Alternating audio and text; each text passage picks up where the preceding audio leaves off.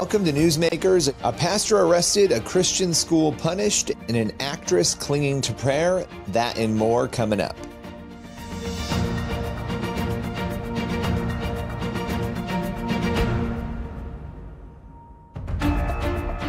Welcome to Newsmakers, a show where we go behind the headlines each week to bring you interviews with pastors, entertainers, politicians, and other notable news figures.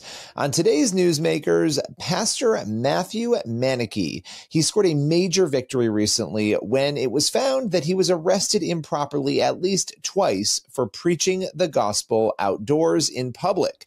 Now, his attorney, Nate Kellum, is joining us today. Nate is an attorney at First Liberty Institute, and he's going to break it all down. Let's welcome Nate to Newsmakers. You've been handling a very interesting case surrounding a Seattle pastor who was arrested a couple of years back for reading the Bible in public. He has now been vindicated. Can you tell us a little bit about this story?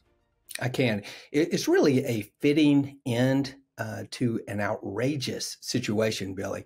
What had happened was the city of Seattle effectively made reading the Bible aloud a crime. And it first occurred on June 24, 2022. I don't know if that date sticks out to you, but that was the date that the U.S. Supreme Court rendered the Dobbs decision. That was a decision that overturned Roe versus Wade. So that there was this huge rally protest going on in downtown Seattle. And Pastor Manicky thought this would be a perfect opportunity to share the gospel. So he took his Bible and he goes out there to read the Bible. He has very earnest pro-life beliefs, but that was not his purpose. He really just wanted to share the gospel. So he turned to the book of John, chapter 1, verse 1, and started reading. But it was not received well. Some protesters started to crowd in around him, started saying some inflammatory, derogatory things, made him feel uncomfortable. So he moved off. He didn't want a conflict. So he moved off a few feet away to a new spot. But then at that spot, some protester grabbed his Bible and started ripping the pages out of it right in front of him. Undeterred, Pastor Manicky retrieved a second Bible and just resumed his reading. And he was able to do that for a while. But that's when Antifa members got involved. And they became physical. And at that point, he was thinking, well, maybe I should go home. But he was convicted to stay. So he found another spot, and he started reading the book of John again. But regrettably, some other protesters came up, and one knocked him down.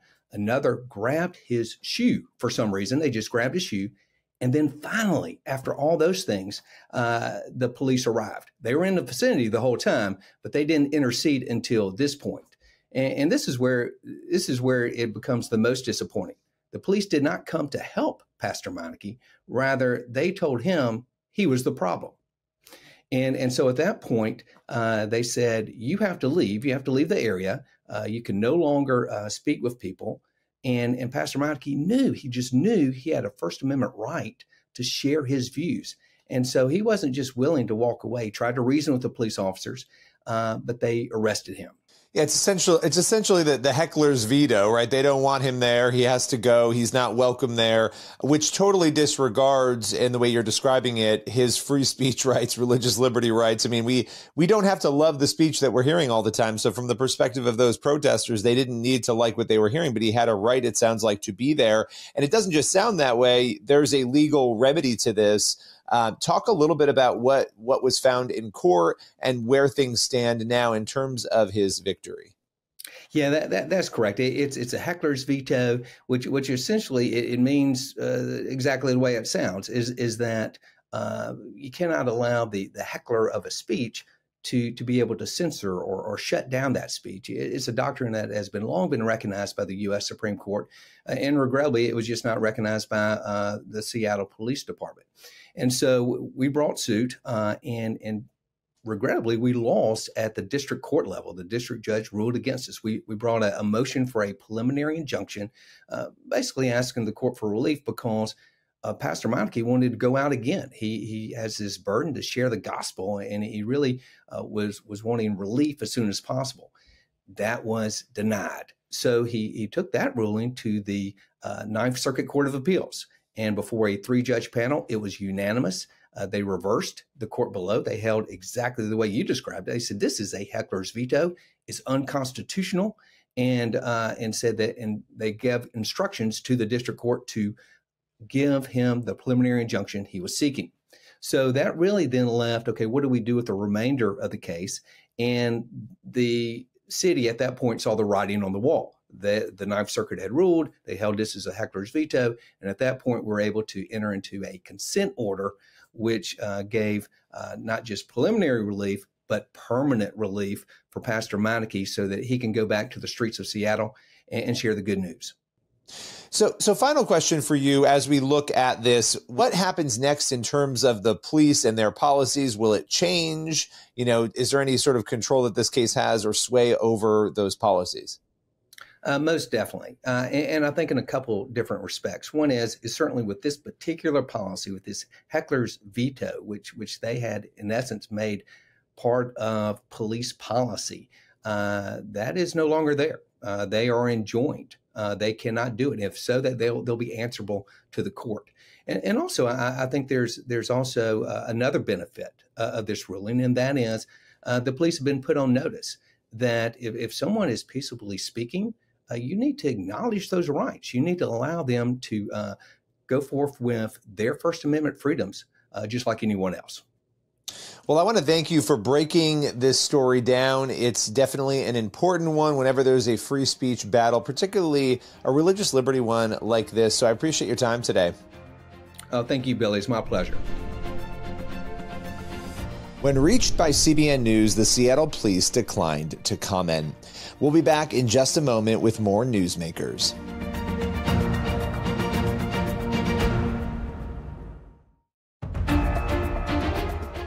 Welcome back to Newsmakers. Next up, a Vermont Christian school is fighting back after being kicked out of a state-sponsored athletic league. This comes after its girls' basketball team declined to play against a team that had a biological male on it. Ryan Tucker, a lawyer with the Alliance Defending Freedom, joins us to discuss how Mid-Vermont Christian School is fighting back, what it means, and what's to come. Let's welcome him here to Newsmakers. We have two cases we're going to be talking about today that are incredibly important cases, both different but also overlapping in some ways, dealing with religious liberty. The first involves Mid-Vermont Christian School. Now, the school's basketball team, they chose last year to forfeit a game when they were forced to play against a biological male on the other team. Can you take us through what happened? Sure. Well, the Mid-Vermont Christian girls basketball team qualified for their state-sponsored sports league playoff tournament. And when they were looking at the seedings, they knew that the team that they were paired up against had a biological male who was professing to be female on the other side. And so the school reached out in advance of that, even actually before the seeding was made, and asked the State Sports Association, hey, what can we do about this? We have concerns over playing against a biological male, not just the safety and fairness aspect, but more importantly, the religious aspect. They believe that boys are boys and girls are girls, and that's the message that they instill and inculcate at their institution, at their school. And the state-sponsored sports league said no. And the school said, well, unfortunately, we're going to have to forfeit. So they forfeited the game. And as a result, the state punished them by kicking them not just obviously out of that tournament, but out of the sports association entirely. And so their girls' sports season ended, and they've been kicked out of that league, not just in girls' sports, but also in other sports as well. And they've been kicked out for several months now. Well, yeah, and that's the core here, right? A lot of times when this issue is talked about, we're talking about safety of girls and in girls' sports, and that's something that came up in this case. But there's also the religious liberty aspect of this, as you are detailing here, that is incredibly important. Last year, U.S. District Court Judge Jeffrey Crawford dismissed the case when there was a challenge to this. And by the way, just to note this, and correct me if I'm wrong, and we'll talk about that in a moment, but the school tried to remedy this before going the legal route. They filed an appeal internally there with the league, correct? That's right. That's right. They tried to remedy it before the game, before the forfeiture. They also tried to remedy it after they were kicked out. They went back to the VPA, the Vermont Principals Association, which is the sports league, several times, asking them to reconsider and to think through what they've done before they went and filed a federal lawsuit. And as you noted, the judge actually denied our request for injunctive relief. And so we've taken that denial up to the Second Circuit, the Court of Appeals that oversees cases that flow from the state of Vermont. And we're in the middle of briefing the case right now. So you mentioned this before, but let's just talk about why this is important to everyone, not just Christian schools, right? The ability for a private school to live out its values, to operate, and especially after 25 years in a league, right? It's not as though they joined the year before and they were, it'd still be an issue legally, and they were booted out. But there's a long history there. But why is this an important case for everyone, not just a Christian school? Yeah, we're seeing this across the nation. We see it in the Title IX context. ADF has filed several lawsuits pushing back on attempts by the Biden administration to force these issues, not just in the obviously in the religious school space, but in the public school space. We're seeing quite a bit of it.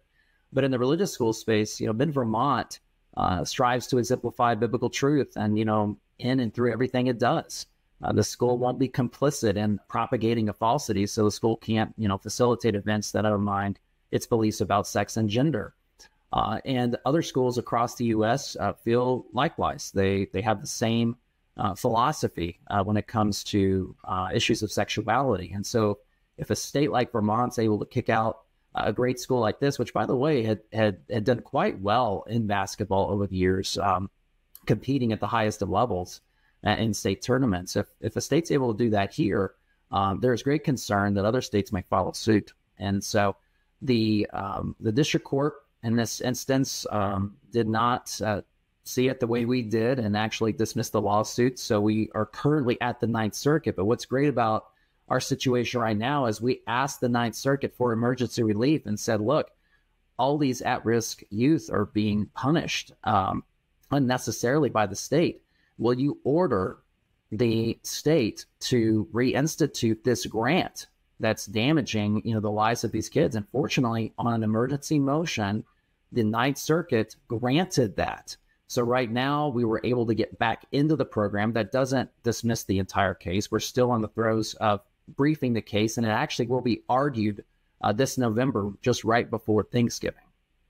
Let's say that money hadn't been granted, temporarily, at least that $400,000. How would that, obviously there's some implicit details based on what we've talked about here, but how many kids would that have impacted? How would that have impacted their ministry to lose that amount of money? Well, scores up. This is a program, like I said, it's been around for 60 plus years, helping the kids in the community. So just to give a hands-on, example, they provide vocational training. They provide free housing to students who need it. This program gives kids hope and a future, as well as a safe place to spend at night. And when you don't have the right financial resources to do it, if you're not able to hire people to fill those voids, then the kids are going to be the ones that they get punished as a result. Well, we're going to continue to track both of these stories as they unfold and as new developments come. Ryan, appreciate your time today. Thank you so much. We'll continue to cover Mid-Vermont Christian Schools' legal battle as it unfolds. This is Newsmakers on the CBN News Channel. We'll be right back.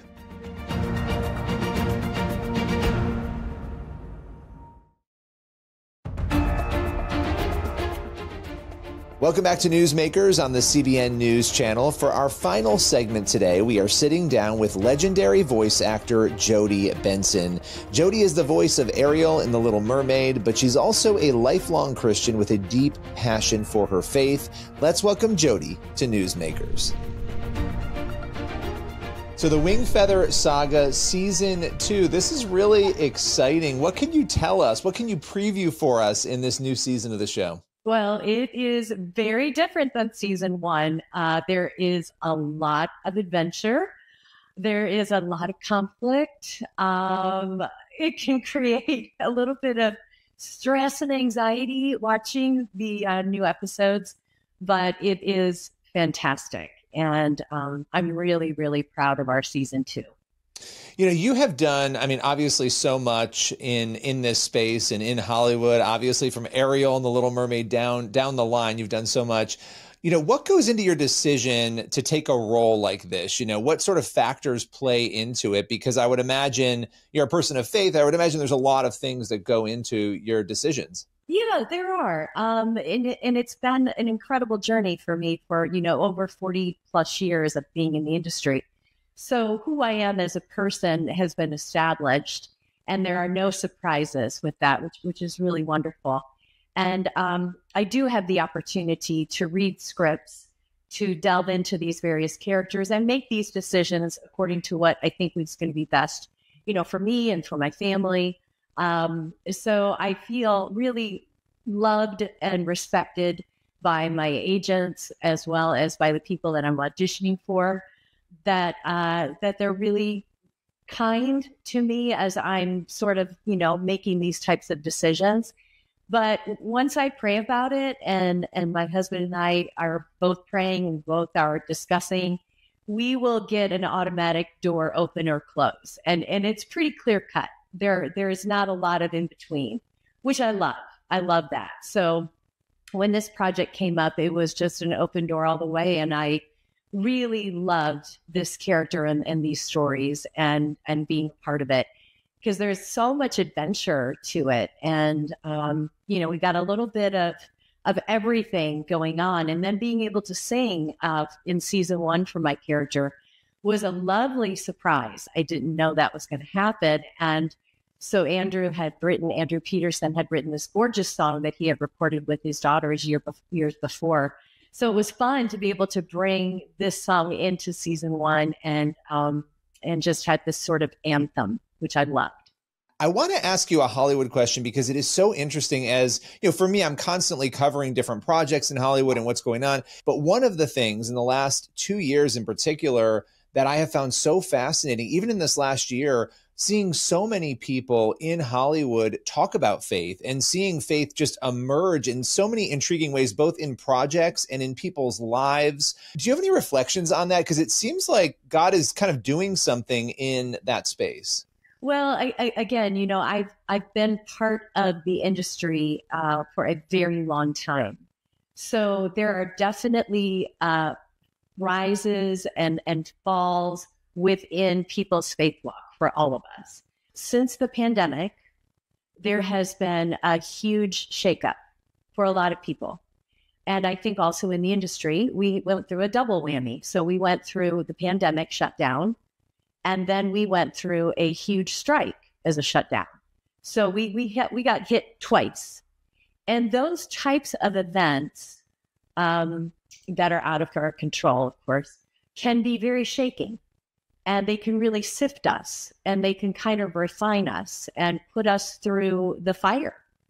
And so I feel like that has happened to a lot of people, where they're getting to the point where we can be inclusive, we can be loving, we can be kind, we can remove judgment.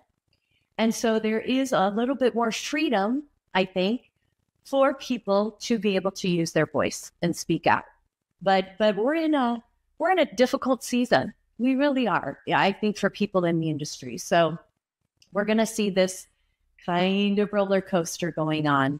People can feel like they can speak out, but then, they're going to possibly get hit with cancel culture. And that can be earth shaking. You can lose your job. You can lose your paycheck. You can lose your film, your television, your agency, and your manager all in one day. And it happens. I mean, it happens. And, a lot. There are sort of two categories of it. When you make a mistake and you really say something that you shouldn't have, that was wrong, right? And then I think more often than not, it's more, you've maybe said something that isn't popular, or you've said something, you've shared something that you believe to be true and people don't like it. And those are very different things. And your posture of waking up, loving others, doing all of those things, that keeps you in that straight and narrow. But have you had those same fears even in your own career in Hollywood? Well, let me tell you, Billy, I have haters every day.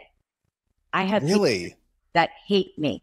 You're so kind, though. I can't picture that. I mean, you're so nice. Well, that's very sweet. But I'm working in a situation right now where there is a group of people that I'm working with that truly do not like me and will walk the other way, will avoid me at all costs, because my joy and my smile or my hello just annoys the heck out of them.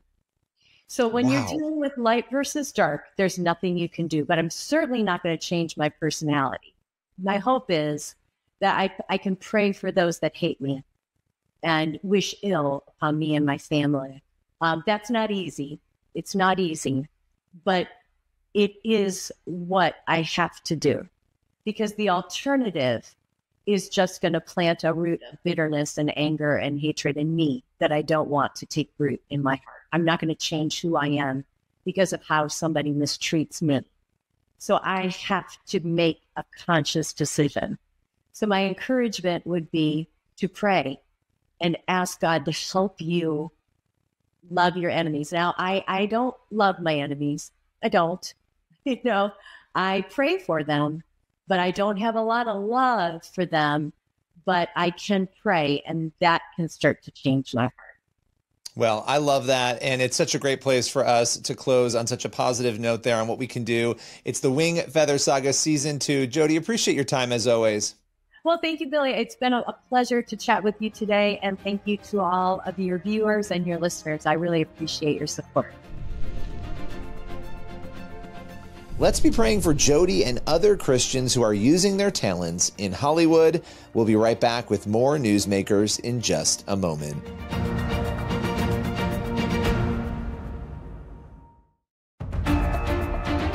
That's all for Newsmakers. Thank you for watching, and be sure to head over to the CBN News YouTube channel. That's where you'll find the full interviews you saw on today's episode. Plus, you can check out our new daily Newsmakers podcast. We feature one full interview every single day. Be sure to subscribe on your favorite podcast platform. As for this show, we'll see you again